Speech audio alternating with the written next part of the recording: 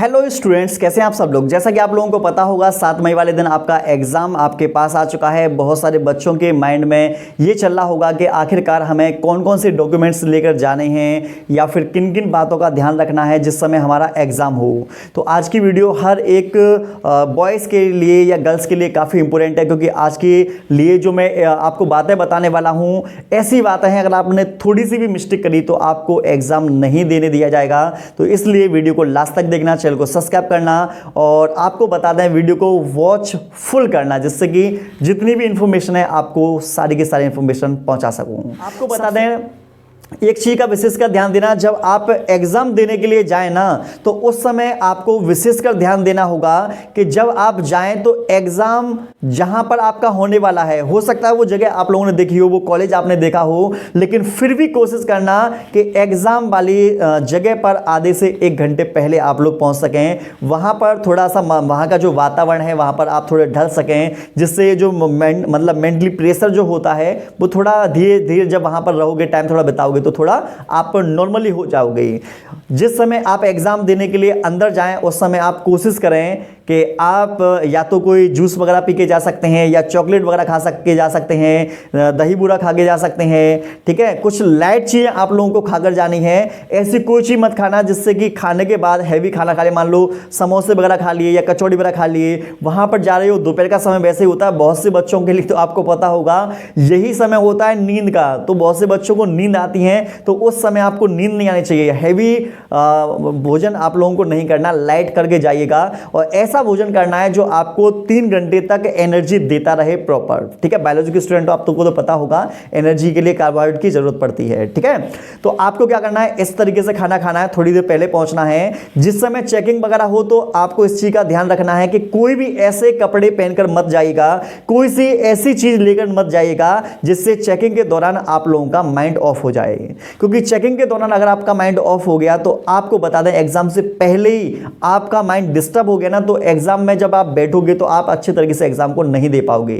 तो कोशिश करना जितने भी बॉयज वगैरह हैं आप बिल्कुल नॉर्मल तरीके से जाना, जैसे कि सिर्फ आपको हाफ टी शर्ट, नीचे लूज आपको जींस मत पहना, लूज फॉर्मल वाली मतलब पैंट पहन लेना और नीचे चप्पल वगैरह पहन के जाना, स्लीपर वगैरह पहन के जाना।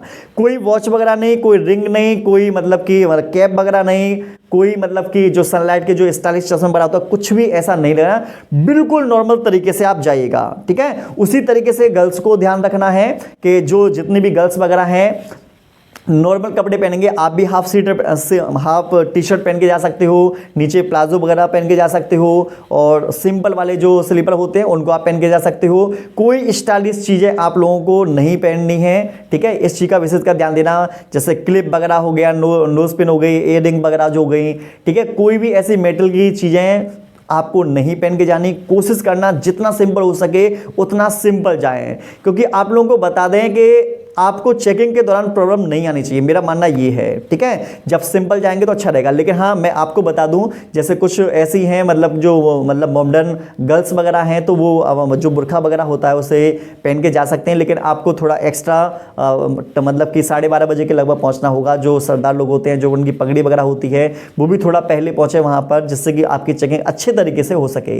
उसके साथ साथ में ये, अगर किसी लड़की की मतलब कि MC आई हुई है, ठीक है ना, पीरियड आए हुए तो वो आप अपने साथ जो पैड वगैरह है वो लेके जा सकती हैं। बहुत सी गर्ल्स को मतलब कि पेन वगैरह होता है तो पेन किलर टैबलेट्स जो होती हैं उसको लेके जा सकते हैं। पानी की जो बोतल है उसे आप लेके जा सकते हो, लेकिन पानी की बोतल वो 10-20 रुपये वाली लेके जाना आराम से, ठीक है, वो लेके जा सकते हो। किसी की मतलब कि नज़रें कमज़ोर हैं, अगर वो चश्मा वगैरह पहनता है तो उसको आप पहन के जा सकते हैं, उसमें कोई प्रॉब्लम नहीं है। मैंने आप लोगों को बता दिया। जब आप वहाँ पर पहुँच जाओ एग्ज़ाम में, ठीक है, चेकिंग आपकी हो चुकी है, अब आप एग्ज़ाम के सीट पर आप बैठ चुके हो। जब वहाँ पर बैठे तो एक चीज़ का विशेष का ध्यान देना कि जो आप लोगों ने बाहर का माहौल देखा था उसको आप रहने दीजिएगा, मतलब वहीं पर रहने देना। क्लास के अंदर बैठने के बाद में आप लोगों को इधर उधर कुछ भी नहीं देखना, कोशिश करना अपना फोकस एक जगह पर रहे और पेपर जैसे आपके हाथ में आ जाए, ठीक है, उससे पहले आप कोशिश करना कि आप मनी मन जो आपके गुरु हो आप उनको मतलब कि मनी मन मतलब पुकार सकते हो, मतलब उन्हें याद कर सकते हैं, अपने माता पिता को याद कर सकते हैं और थोड़ी लंबी लंबी आप अच्छे से सांस लीजिएगा जिससे कि ऑक्सीजन आपके माइंड में अच्छे तरीके से पहुंच सके।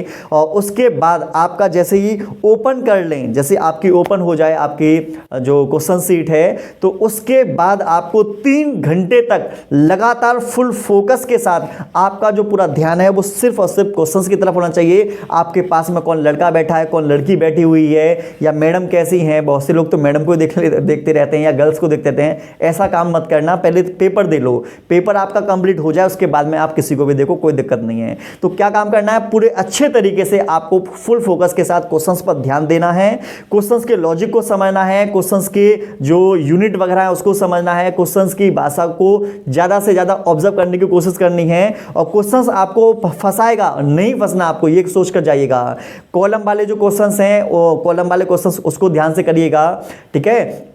मैंने आप लोगों को बता रखा है वैसे कि ऑब्जेक्टिव क्वेश्चन को सॉल्व करने की क्या टेक्निक है, तो मैं उसकी वीडियो एक काम करूंगा, मैं डिस्क्रिप्शन में दे दूंगा या आई कार्ड में लगा दूंगा, उसे देख लेना, ठीक है। उसके साथ साथ में अगर किसी भी क्वेश्चंस में अगर आप लोगों को ए बी दोनों ये सभी है ना, या फिर मान लीजिए ए और डी दोनों, इस टाइप के कोई भी अगर क्वेश्चंस आपको दिखाई देते हैं और आपको तुक्का मारना हो तो आप आराम से मार सकते हो। और ए और सी में से अगर तुक्का मारना हो तो सी में मारना है, बी और सी में से मारना हो तो सी में मारना है, डी मतलब कि मैंने इस टाइप के भी मतलब जो लॉजिक है उस लॉजिक को भी मैं ऑलरेडी आप लोगों को बता चुका हूं, जिससे कि किसी क्वेश्चन में अगर आप फंसेंगे तुक्का मारना हो तो उसमें भी आप आराम से कर पाए। जैसे ही आपको क्या काम करना है, पूरे कंप्लीट तरीके से 3 घंटे तक फुल फोकस के साथ क्वेश्चंस हो जाएं, तो आपको एक चीज का ध्यान देना है कि बायोलॉजी पहले, फिर केमिस्ट्री, फिर फिजिक्स, इस तरीके से करना है। टाइम लिमिट बना के रखना कि बायोलॉजी को सबसे कम टाइम देना है, मतलब क्वेश्चंस को सॉल्व करते दौरान, क्योंकि थ्योरिकल क्वेश्चन है, देखते आपको टिक मारने होते हैं, ठीक है। दूसरे नंबर की बात आती है केमिस्ट्री की, तो केमिस्ट्री में जहां कैलकुलेशन है वहां पर थोड़ा सा टाइम ले सकते हैं। यूनिट का ध्यान रखें, कैलकुलेशन करते समय आपने क्या गुणा किया है, क्या भाग किया है, मतलब डिवाइड किया है, क्या मल्टीप्लिकेशन किया है, उसे अच्छे तरीके से करके आइएगा। जब फिजिक्स की बात आए तो फिजिक्स में भी आप लोगों को क्या काम करना है, क्वेश्चंस को अच्छे से रीड करने की कोशिश करना, फिर क्वेश्चंस को समझना कि उसमें कौन सा लॉजिक लग सकता है, उसमें कौन सा कॉन्सेप्ट लग सकता है, उस आधार पर आप लोगों को क्वेश्चंस को सॉल्व करने हैं, ठीक है।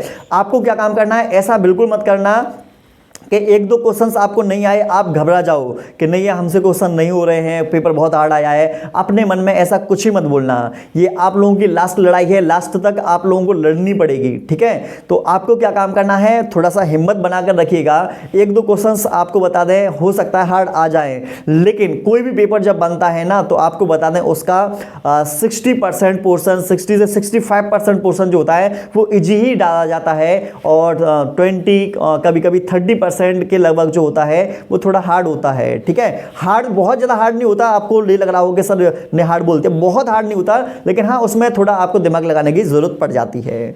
कुछ क्वेश्चंस ऐसे होते हैं जो आराम के हो जाते हैं, तो आप उन क्वेश्चंस को कर लीजिएगा। जहाँ पर माइंड वाली आएगी तो उसे आप लास्ट में कर लेना।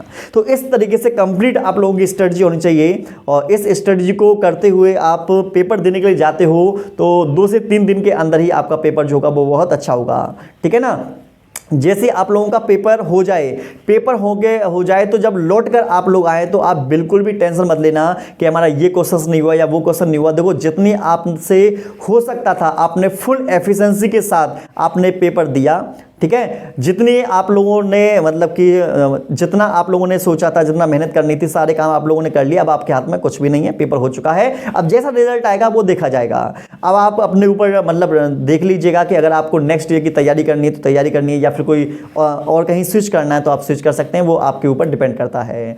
जिस समय पेपर देने के लिए जाएँ आप अपने पास एडमिट कार्ड लेकर जाएँ, अपना मास्क लेकर जाएँ।